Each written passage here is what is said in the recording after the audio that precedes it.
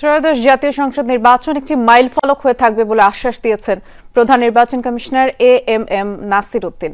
সুশীল সমাজ ও শিক্ষাবিদদের সাথে সংলাপে তিনি বলেছেন, আগের বিভিন্ন কমিশন ওয়াদা করলেও কেউই প্রবাসী ভোটারদের নিয়ে কাজ শুরু করেনি।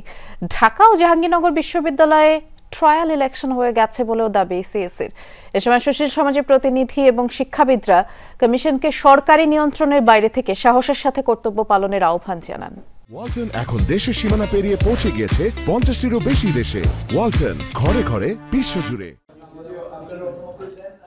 ত্রয়োদশ জাতীয় সংসদ নির্বাচন আয়োজনে কমিশনের করণীয় ঠিক করতে সুশীল সমাজের প্রতিনিধি ও শিক্ষাবিদদের সাথে সংলাপে নির্বাচন কমিশন। দিনব্যাপী আলোচনায় বেশ কয়েকটি বিশ্ববিদ্যালয়ের উপাচার্য, সরকারি বেসরকারি বিভিন্ন প্রতিষ্ঠানের প্রধান সহ অন্তত অর্ধশত বিশিষ্ট ব্যক্তিবর্গের মতামত নেয় কমিশন।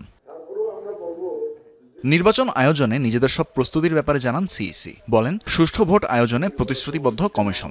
যদিও সবাই বিভিন্ন কমিশন ওয়াদা করেছে, কিন্তু কোনো সময় এটা বাস্তবায়িত হয় নাই। আমাদের মাননীয় প্রধান উপদেষ্টা জাতির একটা কমিটমেন্ট দিয়েছেন যে এবার এক্সপার্টিদেরকে ভোটের ব্যবস্থা করবেন। আমরা সেই লক্ষ্যে একদম ফ্রম ডে ওয়ান কাজ শুরু করেছি। বলতে পারবেন যে এটা মাইলফলক ইনোভেশন হবে, আমরা যে এটা আমরা যদি করতে পারি, ইনশাল্লাহ করবো। ইনশাল্লাহ আমরা সংলাপের প্রথম পর্বে সুশীল সমাজ প্রতিনিধিরা নির্বাচনের আগে ও পরের পরিস্থিতি নিয়ন্ত্রণে কমিশনের করণীয়, ভোটের সময় মাঠ পর্যায়ে দায়িত্বে থাকা কর্মকর্তাদের সময় উপযোগী সিদ্ধান্ত নেওয়ার ক্ষমতা, সামাজিক যোগাযোগ মাধ্যম নিয়ন্ত্রণ সহ বেশ কিছু বিষয়ে পরামর্শ দেন। নারীদের জন্য 33% আসন রাখারও দাবি ওঠে। প্রতিবন্ধী বান্ধব বুথ করতে বলা হয়েছে, নারী বান্ধব, নারীর নিশ্চয়তা, নিরাপত্তা বলা হয়েছে আমাদের সবার পক্ষ থেকে।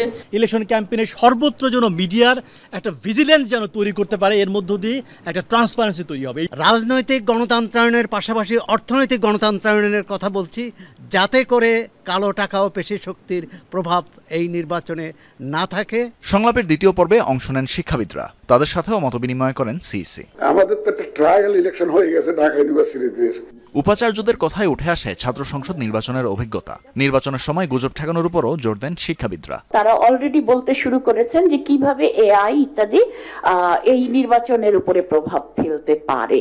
সিসিটিভি বলেন আর সাংবাদিক বলেন, যত চোখ আপনার আশেপাশে রাখা যায়। পর্যায়ক্রমে নারী সমাজের প্রতিনিধি, গণমাধ্যম কর্মী ও নিবন্ধিত রাজনৈতিক দল সহ অংশীদারদের সাথে সংলাপে বসবে নির্বাচন কমিশন।